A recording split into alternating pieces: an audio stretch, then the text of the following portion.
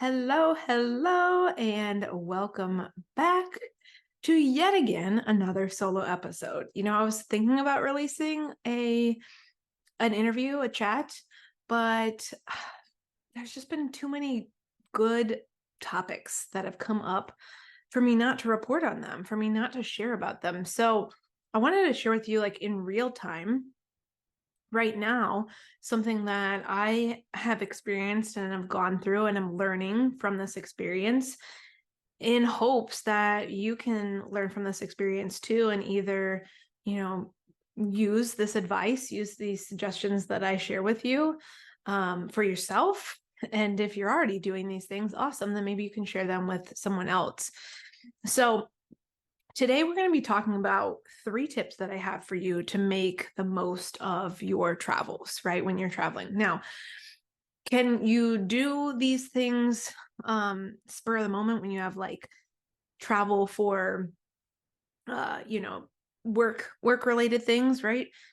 Yes and no, right? Some of this will be applicable to that and some of it won't. So we'll talk about that as we, go through this process of me revealing the 3 tips. But I want to give you just a little bit of context as to why I felt this was important to share this topic with you. So if you didn't know, I just recently went on a short vacation. It was about 4 days with my husband, Jeremy. We went down to Cocoa Beach and met 2 friends.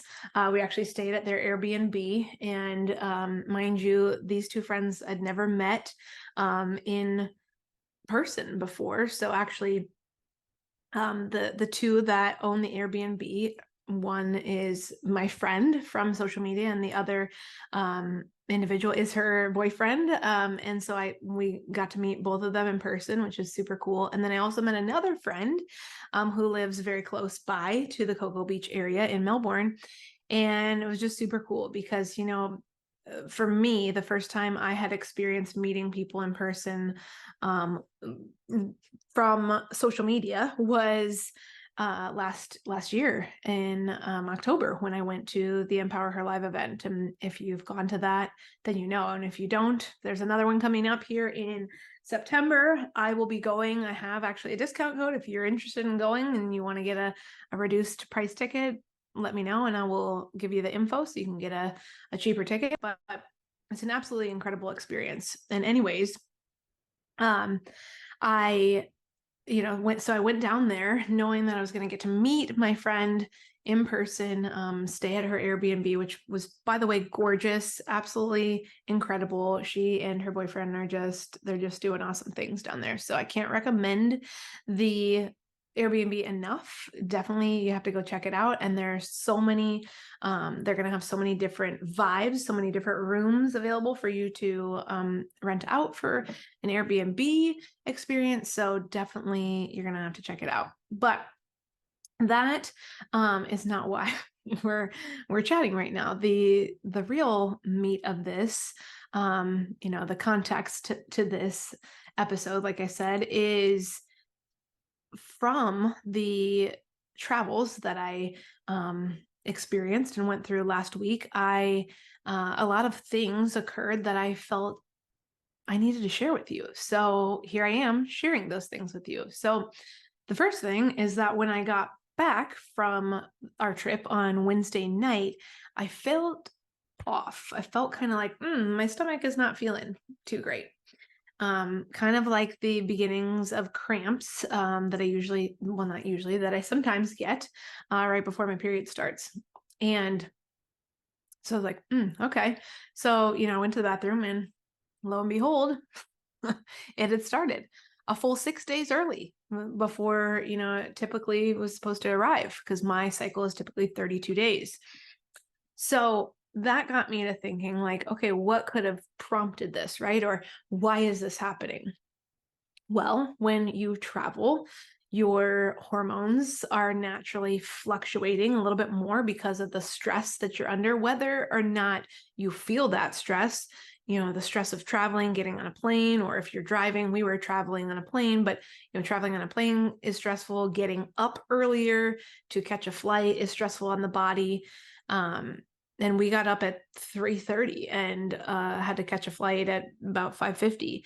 So, that was taxing on the body. Then, we didn't follow our typical schedule of sleep and wake, nor did we follow the same schedule that we typically have of eating. And all of those things combined, all those factors together can really alter your gut microbiome, but also your hormones. And so not only did my period start 6 days early, but I also felt when I got back, I had more bloating than is typical with the start of your period usually. And I contribute that to the fact, like I said, that things were just not optimal for me while I was on vacation. Did I have a great time? Yes, I did. But, were there some things that I could have done to support myself in terms of just whole body, holistic health while I was there? Absolutely. And so, this is coming from someone who doesn't travel a whole lot currently. And so this is a learning experience for me for sure. And so what I want to share with you today is really 3 things that I know I'm going to do moving forward. And hopefully you can utilize these things, if you're not already, to help you not only, 1, have a good experience while you're on vacation, but 2, to be able to come back from vacation and still be thriving. Not to say that I wasn't thriving when I came back, but it just, I wasn't feeling as optimal as I could. And so I'm going to share those things with you. Now, like I said earlier, we can't always pick when we go on vacation or pick when we travel, right? Specifically. I'm thinking when you are, say, going on travel for work, you don't typically get to pick when you go, right? They tell you when to go and that's when you go. So one of my suggestions for you is really going to be focused on when you're traveling for leisure and enjoyment, pleasure. And it's not going to be so much something that you'll be able to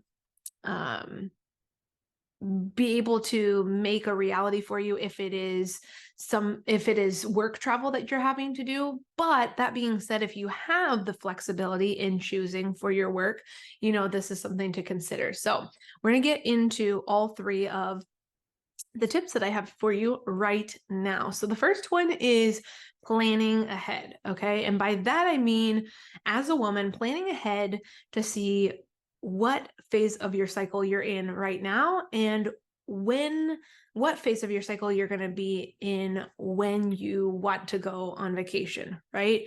For that matter, it might even be better for you to look at when you're in certain phases of your cycle so that you can select that time period for your travels. The reason for that being is we want, ideally, to be going on a vacation if we can during our follicular and ovulatory phases. Those are our 2 phases that we have the most energy, the highest energy, right? So that's going to be when when we're going to be able to experience the most joy and get the most bang for our buck, so to speak. So that's roughly 2 weeks. Okay. It's roughly a 2-week period of time. So that's about half the month, right? So it's not bad. It's not like we're looking at a small window of like 5 days, right? But that is ideally when you're going to want to book those vacations. All right. So the follicular phase is your second phase. It's right after your bleed or your menstrual phase. And then the ovulatory phase comes right after follicular, and ovulatory is a pretty quick turnaround. It's only 24 hours, but there's usually a span or a window of 3 to 5 days in which that could take place because the ovulatory process, is not set in stone. It can move and vary throughout each of your cycles. So that would be my first suggestion to you, is to, when and if you can, plan your travels around your follicular and ovulatory phases, because that's when you have the highest energy. So you'll naturally be feeling the best during those times and can just enjoy the benefits of the leisurely lifestyle during that time period. The second thing that I would suggest and recommend is to keep things as routine as possible. So you heard me say at the beginning of this episode that things weren't super routine for me, right? And that's okay. Sometimes we can't, sometimes that's out of our control or out of our grasp. Sometimes it is in our control. And when it is, and if it is, you know, trying to have a semi-regular sleep and wake schedule, as well as a semi-regular meal schedule, is really going to help not only your body to, keep things moving efficiently, but it's also going to be, like I said, I was experiencing more bloating. And that was because I was not eating regular meals, like at regular times, right? And I also was staying up later, sleeping in, sometimes a little bit more than also sometimes staying up later and getting up earlier. So it just was not a consistent schedule. And again, there are times and places for that, right? Like, I'm not saying that I would have done things differently on that vacation, because I absolutely enjoyed myself. But moving forward, am I going to be more conscious of trying to make things a little bit more regimented? Yeah, absolutely. It doesn't mean that we have to be going to bed at the exact same time every night, but if we can get a ballpark, around, within an hour's time frame, I think that's a really great thing to shoot for. Same goes for, your meals. If you can consistently have a breakfast, lunch, and a dinner, evenly spaced out roughly around the same times each day, that's going to do wonders for your body, right? It's going to help your body to know when digestion should be taking place and when to start that migrating motor complex, and just really allow you to have some solid digestion processes in place, because you're giving it that routine and it knows what's going to be happening. So that would be number 2. And then number 3 is to stay hydrated. That's especially crucial if you're going to a place that is really hot. So, we're in Ohio. It's already sweltering hot here, up in the northern part of the United States, but we were traveling down south to Florida, directly south of us, and it was also very hot there. And so I caught myself multiple times throughout the vacation, throughout the trip, really feeling like a quench for thirst. Like I really needed more water. And so I knew I was dehydrated because of that, right? My body was like, oh, I need more water. Like I'm craving more water. And that's obviously a sign that you are dehydrated. So making sure that you either, one, pack a water bottle, a refillable water bottle that you can continue to refill, or 2, finding a really good source of clean water, whether that be going to the store and purchasing some when you get there, or finding like a filtering station. It was really cool. They had a water filtering station in Cocoa Beach that you could access. We did not access it, or we did not use it, but that some places offer that as an option. So that's really great too. And again, that hydration is going to not only, one, help keep you fully functioning and feeling good, and keeping you cool in the heat, but it's also going to help you to flush out those toxins, as well as, naturally when we're on vacation, we can experience more constipation or constipation-like symptoms. And that's because most of the time we're not drinking as much water as we're typically used to. And so I did experience, smaller size stool and less frequent stool elimination while I was on vacation because of that, right? Because I was not consuming as much water as I typically am consuming. And so my body was responding to that. So just to recap, the 3 things that I would recommend for you the next time that you are getting ready to plan a trip would be, 1, to plan ahead by looking to see when your follicular and ovulatory phases are going to be around the time period in which you want to travel. Okay, that's going to just make for the best experience that you could possibly have, because you'll have all that energy. to give and put forth to the excursions, to the experiences, to the activities, to whatever you choose to do on that vacation. And then number two would be to keep things as routine as possible. So making sure that you're as consistently as you can, or as best as you can, trying to make sure that you've got a good solid routine of sleep and wake, right? So you're getting up at relatively the same time each morning and going to bed at relatively the same time each night while you're on vacation.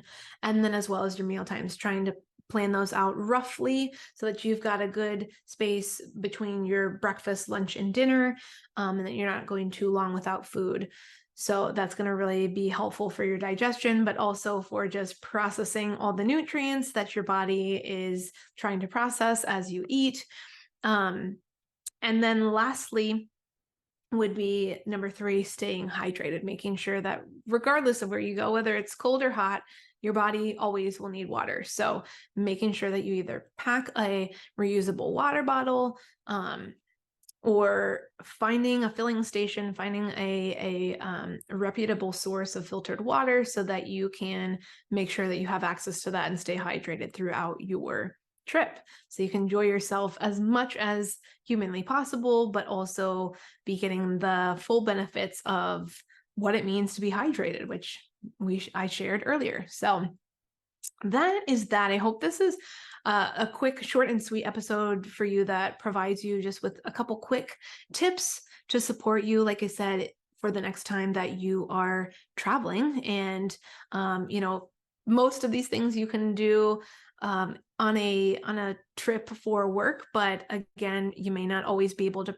travel or plan around your follicular and ovulatory phases if you are traveling for work. So just be mindful of that, and just know that your body might need a little extra support, a little extra attention if you are traveling for work and it's not around the follicular or ovulatory phase. So just give yourself that grace, right? I think that's really important to remember. So I hope that this was supportive for you. If this is something that you feel a friend of yours or a loved one would benefit from, please go ahead and take a moment to screenshot this and share this with them on social media, or send them the link. And if you are a visual person, go ahead and make sure you subscribe to the YouTube channel for the podcast, where you can watch me making a fool of myself when I am doing solo episodes, as well as getting to see the actual interviewees that I have the pleasure of interviewing on the weeks that you get to see and hear an interview. So without further ado, I'm going to wrap things up, but I hope you have a great start to your week, and we will chat again soon.